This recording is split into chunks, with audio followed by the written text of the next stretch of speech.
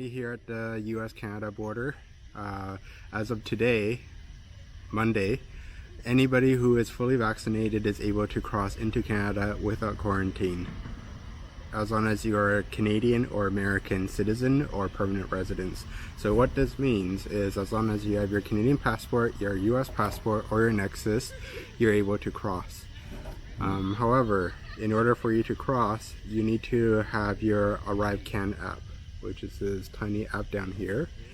You need to create an account and you need to fill everything. So this handy app, basically you input all your traveling information, and then at the end it's going to give you a 6-digit code, and then you give that to CBSA when you cross. So on the ArriveCAN app, after you download it from the App Store or the Google Play Store, you need to sign in to create an account.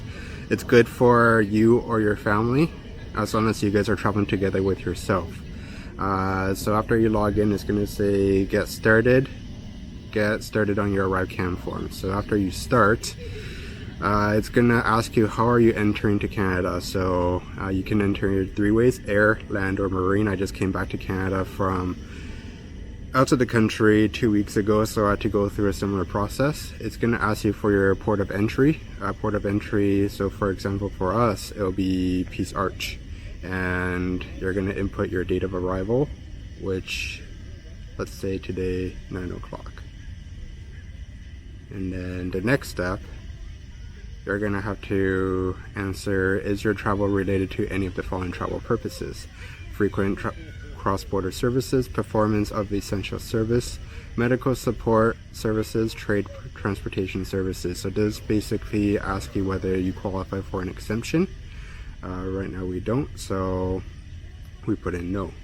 And then basically the next step is, what's your purpose of your travel? So for us, it'll be returning to Canada, and you need to submit either any of these documents. So for us, we'll be using our Nexus card, and then it's gonna, so for us, we're having issues scanning our Nexus card, so we have the option of typing in our Nexus information. So for us, it'll be our Pass ID.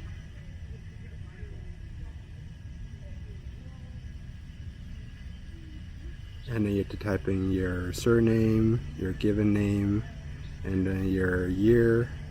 Oops. And then next step. So next, what they're gonna do is, you need your contact number. So for us, we need to input our number, and then what's your language, which means that any COVID notification will be sent to you in that language. And then it's going to ask you whether you've received your COVID vaccine. In order for you to enter Canada, you need to have your vaccine. If you are a Canadian citizen without your vaccination status, you have to quarantine for 2 weeks. So it's going to ask you what type of vaccine you received. So for us, we're going to put down Pfizer, and then it's going to ask you where you got your vaccine and the date of your vaccine, your first vaccine. So you're gonna have to input this information, and then have you received your second dose. So if you got Johnson & Johnson, you don't need to put your second dose, but if you receive Pfizer, Moderna, or AstraZeneca, you need to put that information down. Unfortunately, if you got a Chinese or Russian vaccine, you don't qualify. So you're gonna have to put down your second dose, Canada,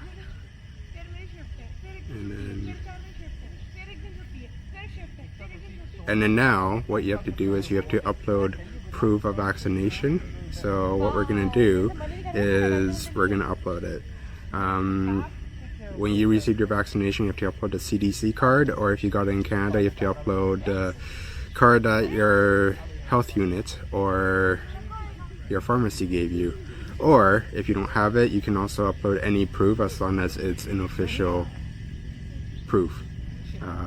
Don't forge any of the documents, because they will find out and you will get in trouble. Basically, you have to provide your proof of vaccination if they ask for you on the spot when you come into Canada. When I crossed in the Nexus lane, they didn't ask me, so I understand. Next.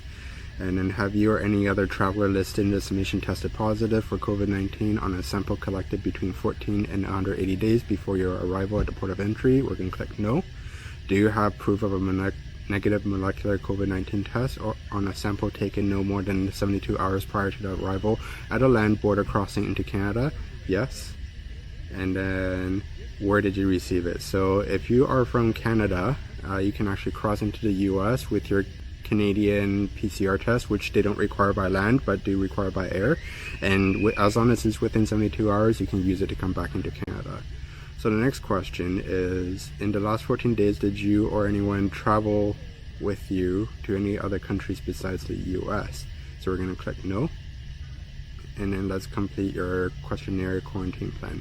So you don't need to quarantine for 14 days, however they do advise that you need to provide it just in case you don't qualify for the exemption. So do you have an accommodation where you can quarantine for 14 days or possibly longer? Yes.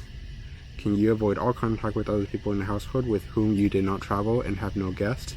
Yes.